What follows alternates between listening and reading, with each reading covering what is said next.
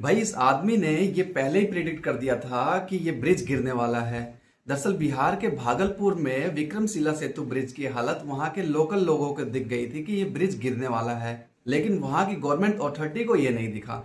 Obviously दिखा होगा, लेकिन बट उन्होंने कोई एक्शन क्यों नहीं लिया?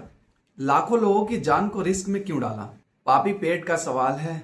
अगर एक्शन ले लेंगे तो पैसा कहां से कमाएंगे भाई? आपको बता दूं, पिछले 4 साल में 170 ब्रिज कोलैप्स हो गए और 202 लोगों की जान चली गई।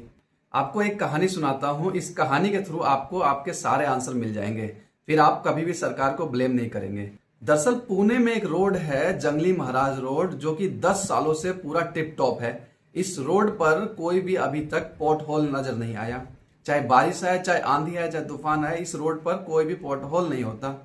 दरअसल इस रोड को 1976 में रिकोंडो ब्रदर्स नाम की कंपनी ने बनाया था और ऊपर से वारंटी दी थी कि 10 साल के भीतर अगर कोई भी डेंट या पॉट होल नजर आए तो हम इसे फ्री में रिपेयर करके देंगे। और हुआ कुछ ऐसा कि पिछले कई साल बीत गए और इस पर कई गाड़ियां गुजरी, कई बरसातें हुई, लेकिन इस रोड पर कोई भी डेंट या पॉट होल नजर नहीं आया।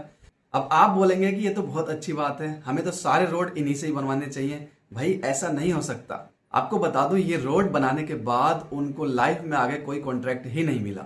अब जब रोड टूटेगा ही नहीं तो सरकारी बाबू हमारे पैसा क्या घंटा कमाएंगे? अब आम आदमी की क्वालिटी के चक्कर में सरकार पैसा भी ना कमाए, ये कैसे मुमकिन है भाई? अब बताता हूं आपको सारी सच्चाई।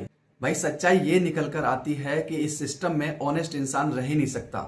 ये लोग उसको जीने ही नहीं देंगे। वो सोचेंगे कि ये तो पैसे खाएगा नहीं और हमें भी नहीं खाने देगा, सबसे पहले इसको हटाओ, ये ऑनेस्ट इंसान है।